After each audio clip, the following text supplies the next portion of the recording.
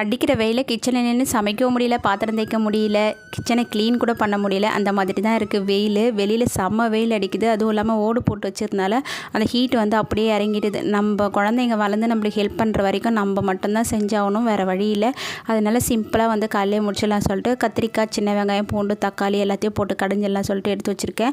இதில் பருப்பு எப்போவுமே போடுவேன். இன்றைக்கி பருப்பு போடல, ஏன்னா பருப்பு போட்டால் நிறைய வந்துடும். கத்திரிக்காவும் இன்றைக்கி காலி பண்ணிடலாம். குழந்தைங்களுக்கு வந்து கடைஞ்சால் மட்டும்தான் இந்த கத்திரிக்காவை கொடுக்க முடியும். இல்லைனா நம்ம குழம்புல, சாம்பாரில் எதில் போட்டாலுமே எடுத்து வச்சுட்டு தான் சாப்பிடுவாங்க.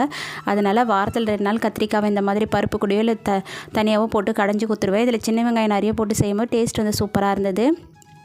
இதெல்லாம் முடிச்சுட்டு எப்போவுமே வந்து நான் சட்டியில் தான் கடைவேன். எனக்கு என்னவோ வந்து குக்கரில் வேக வச்சாலும் சட்டியில் கடையும் போது தான் டேஸ்ட்டு சூப்பராக இருந்த மாதிரி இருக்கும். ஒரு தோசை ஊற்றிட்டு கடையத்துக்குள்ளே தீஞ்சு போச்சு. அந்த தோசை எடுத்து போட்டுட்டு நெக்ஸ்ட்டு தோசை ஊற்றி குழந்தைங்களுக்கு வந்து கத்திரிக்காய் கடைசியில் வச்சு கொடுத்துட்டேன்.